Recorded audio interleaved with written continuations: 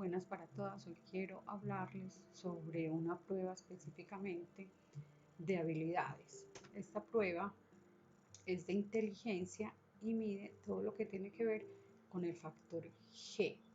Se denomina test de dominó o también llamada D48. Es una prueba que lleva muchos años en el mercado. ¿Por qué me interesa? Porque veo que dentro de todos los procesos de selección, esta es una condición que se está pidiendo mucho que se mida y es todo lo que tiene que ver con la inteligencia. Y esta prueba tiene un uso fácil, se califica relativamente fácil con las plantillas, o sea, sistematizada también. Y adicionalmente, pues nos puede brindar una información muy válida de todas las habilidades del aspirante. El autor es Edgar Einstein. La aplicación se puede entre jóvenes de 12 a 65 años de edad. La duración es aproximadamente está dentro del rango de 25 a 30 minutos. La aplicación puede ser de manera individual o grupal. Es un test no verbal, como lo vamos a ver más adelante. Y su aplicación puede ser en el campo clínico, en el campo de selección de personal, de orientación vocacional o en algún otro ámbito que nosotros necesitemos desde la parte psicológica. Como les dije anteriormente, es llamado de 48 también y es una prueba no verbal. Esta fue creada para uso exclusivo de la Armada Británica. Y lo que nos mide es la capacidad de inteligencia de los sujetos y sus facultades de manera lógica, cómo la persona o cómo el sujeto hace deducciones de algunas leyes o principios que vamos a ver que rigen la prueba. Esta prueba está dada bajo el factor, sobre la teoría factorial dada por Spearman. ¿Y qué es para Spearman el factor G? Él lo llama o es el responsable de que haya diseñado este término y todo lo que tiene que ver con la capacidad mental, lo está relacionando es con la capacidad cognitiva. ¿Cómo lo podemos encontrar también? Como inteligencia general o capacidad mental general o factor de inteligencia general. No es el coeficiente intelectual. Nosotros con esta prueba no medimos un coeficiente intelectual, simplemente estamos midiendo de manera generalizada la parte mental de un sujeto. Él dice que es un parámetro, un indicador de las habilidades cognitivas que pueda tener una persona o un ser humano. Señaló también que si bien las personas ciertamente pueden sobresalir y con frecuencia sobresalen en ciertas áreas cognitivas, las que obtienen buenas puntuaciones en unas áreas también pueden hacerlos en otras áreas y eso tiene que ver con la capacidad mental o cognitiva del ser humano. ¿A qué hace referencia a él? Que si yo puedo tener habilidades mentales o lógicas buenas, muy probablemente voy a tener unas habilidades o verbales, o si me miden una habilidad numérica, o si me miden una habilidad mecánica, puedo tener buenos puntajes o unos puntajes muy similares. Y recordemos que hoy por hoy la mayoría de procesos de selección en general nos están exigiendo tanto, y como psicóloga creo que la parte de personalidad es fundamental, pero hay ciertas habilidades que a las personas se le deben medir para determinar sus habilidades, en este caso cognitivas, para desarrollar una tarea, ya sea para tener una adaptación a nuevos campos, a nuevas tareas, a nuevos roles. Entonces, en el día de hoy vemos la necesidad y el uso tan frecuente de pruebas de habilidades específicamente. De hecho, en los procesos del Estado ya se están o ya se empezaron a implementar no solamente hacer medición de todo lo que tiene que ver el conocimiento, sino adicionalmente todo lo que tiene que ver con habilidades específicamente. Y esas habilidades siempre van a estar muy ligadas al hacer o a las funciones de los cargos. Para nosotros como examinadores o como psicólogos, que somos las personas encargadas de aplicar la prueba, debemos tener claro unas consignas y dar muy bien estas instrucciones. Si así no pasa, pues podemos caer en el error de que la persona no nos está entendiendo y por ende va a aplicar mal la prueba. Entonces, nosotros como examinadores debemos de estar primero seguros que a la persona a quien vamos a aplicar la prueba o a las personas que vamos a aplicar la prueba lo van a entender o entendieron todo la consigna y lo que tiene que hacer. También colocar todos los datos en las casillas correspondientes, o sea, que si se les da, y de hecho se les da el cuadernillo y se les da la hoja de respuesta, que la persona sepa en qué campos y en dónde debe llenar y cómo debe llenar toda la información.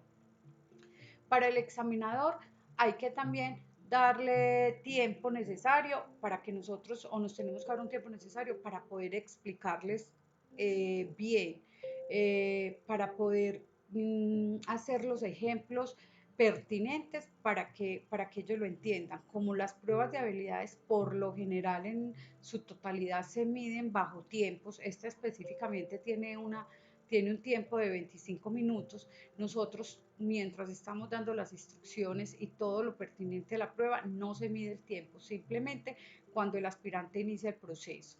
Hay que estar motivando al examinado, tenemos que estar conscientes que cuando se hace un proceso de medición, ya sea a nivel interno, a solicitud, por desarrollo, por petición, pues puede pasar que la persona llegue con niveles de ansiedad muy altos. Entonces nosotros como evaluadores o como examinadores, lo que tenemos que hacer es primero bajar esos niveles de ansiedad y hacer que la persona se sienta cómoda y tranquila con el trabajo que va a realizar.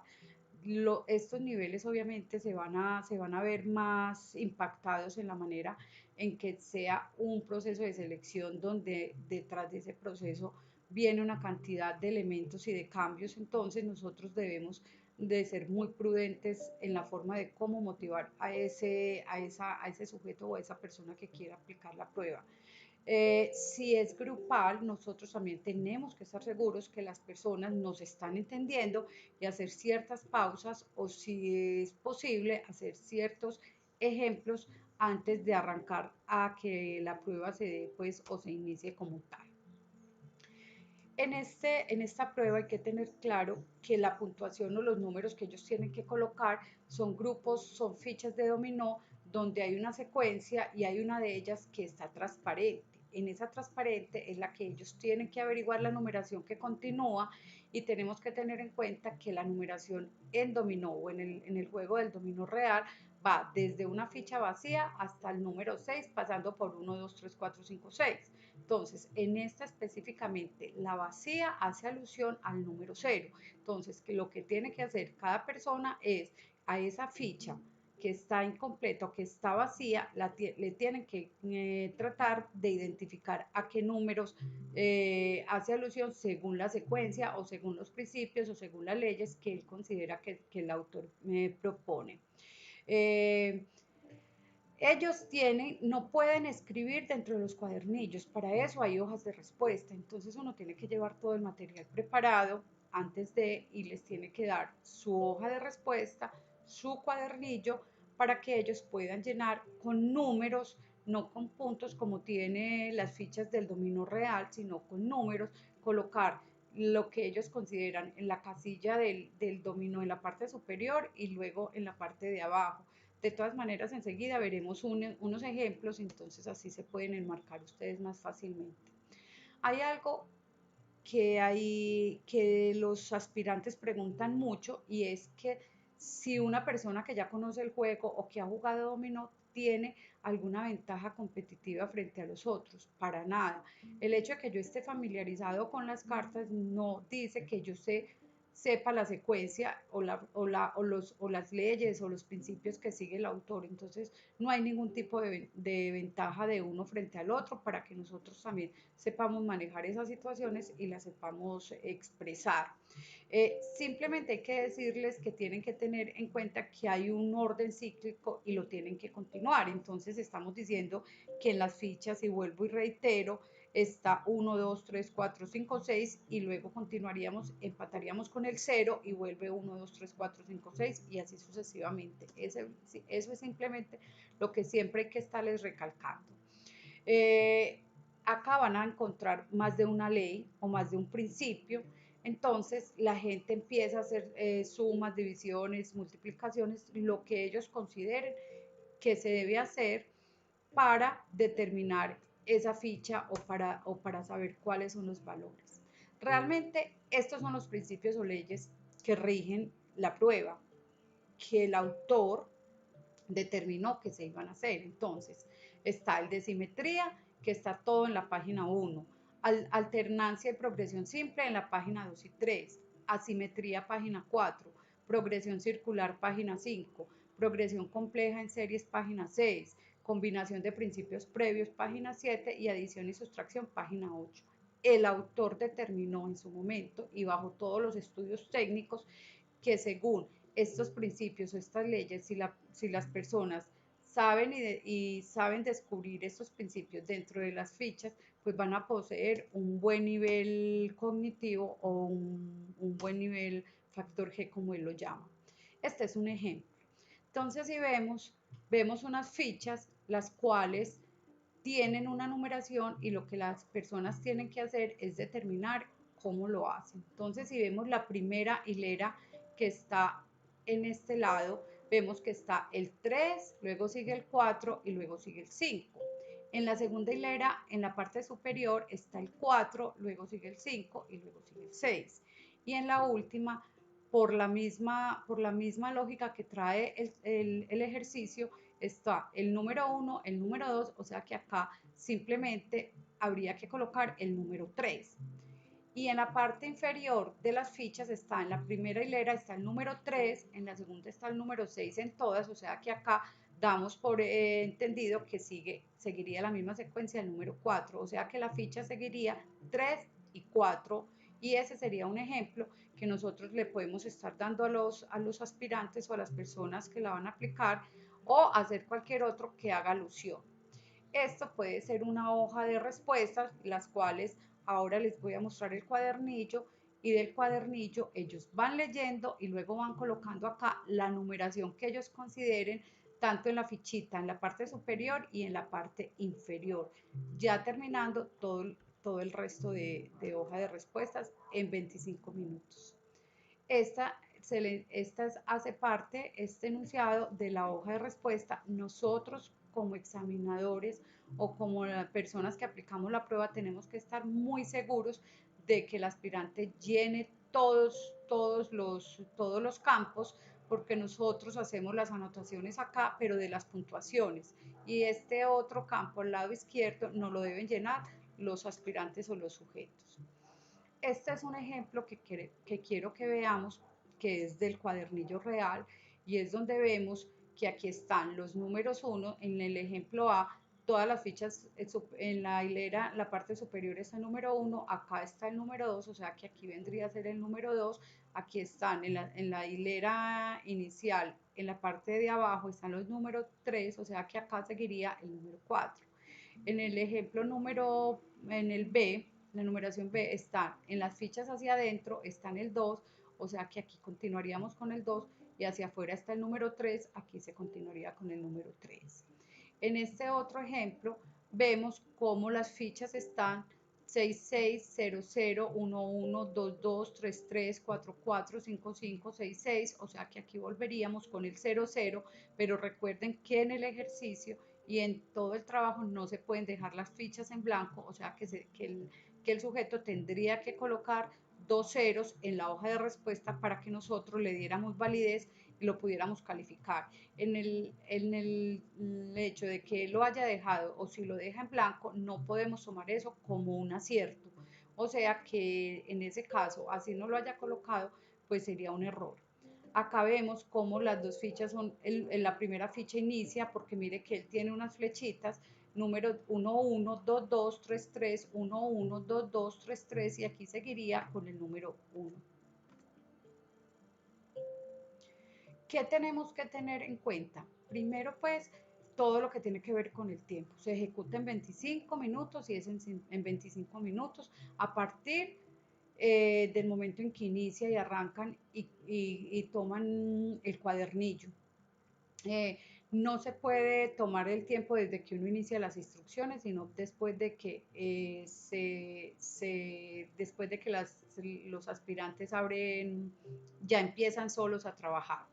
Se acredita un punto por cada respuesta correcta. La posibilidad de dar una respuesta al azar es de 1 en 49 y el puntaje medio de los adultos está más o menos entre 26 a 27.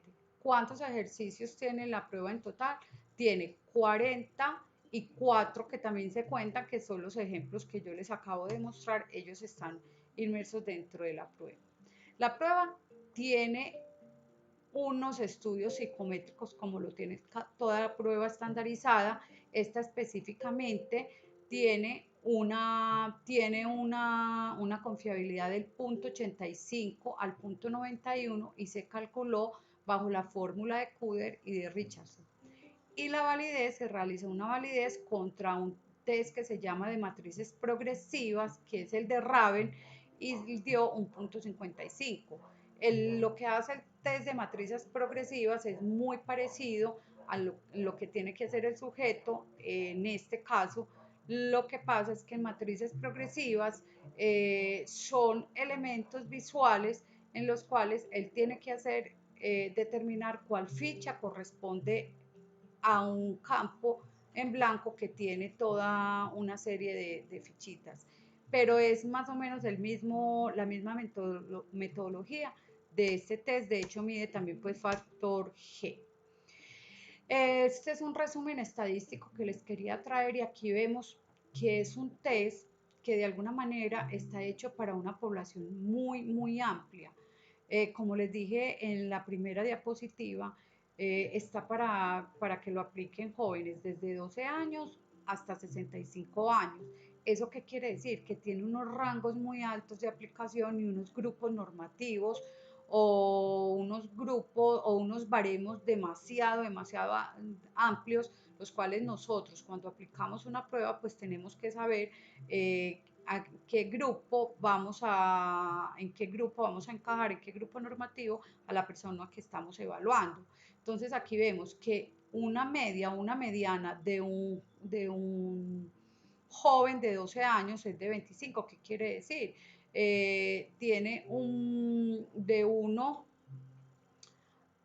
a los 48 ejercicios, pues si aplica 25 buenas es porque tiene un promedio bien, pero ya entre más edades, más exigencia hay dentro de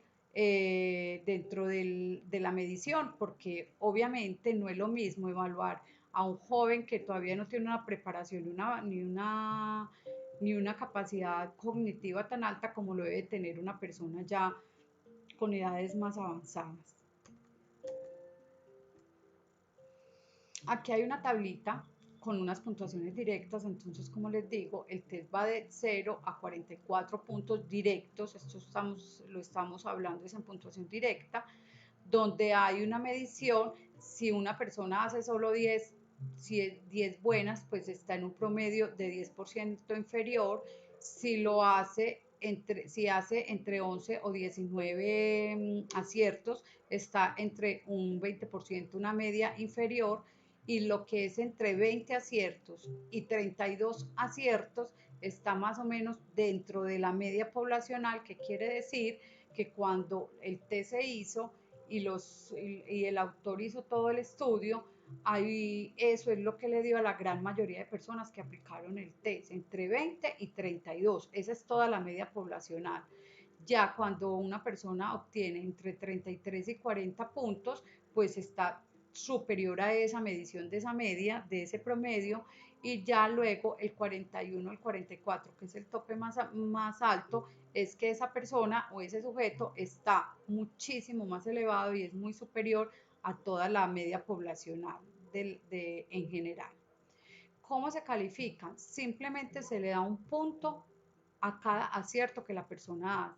En este caso, si omitió, si no colocó cero, si traslapó, si no puso el 3 donde era en la parte superior y puso el número y se equivocó, todas esas equivocaciones se pagan con desaciertos, o sea que no se le da puntaje para nada, solo aquellas que exactamente tienen la numeración en la parte superior donde se necesita y en la parte inferior. Aquí nosotros entonces, después de calificada, de mirar cuántos aciertos tienes, pues se coloca la puntuación directa, donde dice PD, para luego convertirla en una puntuación percentil según unas tablas normativas que trae el manual. Aquí vemos una plantilla, simplemente acá están las preguntas, las respuestas correctas, y aquí obviamente es donde nos coloca el aspirante la numeración para luego nosotros poder definir si sí acertó o si no acertó. También se pueden hacer en cuanto a un papel o a una plantilla que de papel como transparente, y uno las sobrepone y ahí se da cuenta si lo hizo o no lo hizo. Este es otro tipo de que trae el manual de plantilla. Entonces acá cuando uno la coloca sobre la hoja de respuestas nos está diciendo si acertaron o no acertaron donde se necesitaba que se colocaran. Entonces son diferentes formas y diferentes plantillas. Aquí vemos también una manera diferente de calificar, y es que yo tenga todas las opciones verdaderas y empiece a darle ok, ok, ok o no a todas las que me contesta el aspirante para determinar posterior cuántas fueron y poder sumar de las 48 a cuáles aceptó. En este momento, esta es una tabla de baremos o de grupo normativo sacado del manual. En este caso, vemos que hay diferentes tablas, acá vemos varones y acá vemos mujeres. Aquí son estudiantes de magisterio y acá son de escuelas técnicas superiores, por decir algo. Entonces, les voy a poner un ejemplo para que lo entiendan. ¿Qué es lo que uno hace? Después de calificar los aciertos y tener todos los aciertos, que el máximo que pueden sacar es 44, porque eso es el número de ítems que hay dentro de la prueba. Entonces, si una persona, si una mujer estudiante del magisterio me saca 30 aciertos, que acá lo pueden ver, o sea, 30 buenas, ¿qué quiere decir? Tiene un percentil de 77, queriendo decir que su nivel de cognición o mental en el factor G es medio alto, porque estamos en este top. Mientras que un joven universitario, varón, me saca 30 puntos, mírelos acá, toda esta tabla interior es puntaje directo. Si estoy acá en este joven, me dice que solo tiene un 35% de nivel cognitivo. Aquí vemos las grandes diferencias que se pueden trabajar en las tablas o en los grupos normativos, y por eso tenemos que ser muy cuidadosos con la interpretación del dato. ¿Por qué? Porque aquí vemos una gran diferencia. Entonces, si yo siempre a todos los que califican 30 les voy a decir que tienen un 77%, estoy totalmente errada. En esta tabla se ve claramente que en estas mujeres el 30 equivale a un 77, pero en esta otra tabla universitaria de mujeres un 30 equivale a un 50% en percentil, y en esta otra un hombre que trabaja en peritaje, que sea perito, de 30 obtiene un 60, y así sucesivamente. Inclusive aquí los que estudian en escuelas técnicas superiores, un 30 equivale a un 23%. En esta tabla vemos muy claramente que tenemos que ser muy rigurosos y muy cuidadosos en la interpretación al cambiar los puntajes directos en todo lo que tiene que ver con los baremos y los grupos normativos que vamos a utilizar para no ir a dar un dato que no es o a calificar mal la prueba, porque en muchas ocasiones eso es lo que uno ve, y con los estudiantes soy muy reiterativa en el que nosotros tenemos que irnos a la fuente, y la fuente son los manuales de las pruebas. Yo no puedo andar sacando datos o de internet o de que alguien me pasó una tabla donde yo no estoy segura que esa tabla sí sea la tabla barémica o los baremos que están dentro del estudio que el autor o que la persona que construyó la prueba lo hizo, para que eso les quede muy claro. Aquí ya hay unos rangos dados ya en percentiles, ya no están con puntuación directa como estaba la tabla anterior, sino que está toda en percentiles con un nivel, pues obviamente el 99% equivale muy alto, de 80 a 89 alto, lo que tenemos entre 60 y 39 normal alto, entre 10 y 24 bajo y entre 0 y 9 muy bajo. Entonces aquí sí podemos ver los diferentes niveles para poder hacer un buen informe y determinar qué tan alto, qué rango puede tener una persona de acuerdo a donde sea. Acá más o menos se da que si una persona está entre 39 y 60, es lo que anteriormente les estaba diciendo, que está en todo el promedio. Es una persona que está dentro de los rangos del promedio. Hay algo adicional a la prueba y es poder hacer un porcentaje de eficiencia. Es supremamente fácil y es hacer un porcentaje de acuerdo a los aciertos que las personas hicieron, de acuerdo al total de los puntos que se pueden hacer. En este caso, la prueba tiene 44 ítems, o 44, perdón, 48 ejercicios. Entonces, ¿qué puede hacer la persona? Divide los aciertos, no son los desaciertos, frente a el número de respuestas correctas, frente a lo que el sujeto intentó resolver. En este caso, ¿qué es lo que yo estoy diciendo? Que yo hice 35 aciertos donde resolví los 48 puntos, pero los 48 puntos no estaban todos buenos, eran solamente preguntas que yo contesté, todas las contesté. En este caso tengo un punto 75. Entonces lo que la gente tiene que hacer para sacar este porcentaje, o los examinadores, perdón, es el número de respuestas correctas de acuerdo al número de respuestas que el sujeto ha intentado resolver. Puede ser que yo haya hecho 35 buenas y solamente haya alcanzado a hacer 40, entonces este porcentaje me va a variar, y eso es un porcentaje de eficiencia que uno puede sacar en cualquier tipo de prueba, específicamente estas de habilidades que son dadas en estas de psicometría, que son dadas con tanto número.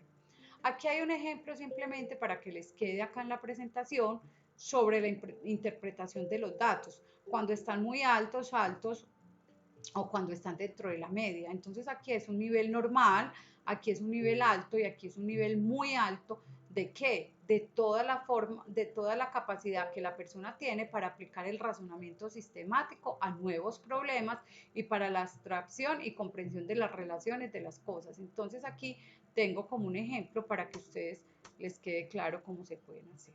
Listo, espero les haya servido, espero entiendan la prueba. Voy a mirar si les puedo hacer una muestra de la cuadernillo. Este es el cuadernillo. Entonces, si vemos, aquí está, en la primera hoja, simplemente son como unos ejemplos, sin embargo, esos ejemplos se tienen en cuenta dentro de la calificación. Luego acá ya empieza toda la prueba como tal, entonces está dada toda la secuencia. Vemos que estas primeras son absolutamente fáciles, casi para la gran mayoría. Tenemos que tener en cuenta que la aplicación de la prueba se hace para personas que no tengan algún tipo de retardo mental o algún diagnóstico cognitivo. Entonces se sacaría, se le daría la hoja de respuestas y todo este cuadernillo para que él empiece a responder, la persona que está 5, 6, así empieza 7, 8, 9 y así sucesivamente, cada una de los ejercicios. Él obviamente se va tomando el tiempo para irlo desarrollando. En estas últimas, si vemos, hay unos grados de dificultad muchísimo más amplios, donde la persona, acá termina la prueba, donde la persona se le va dificultando encontrar la respuesta.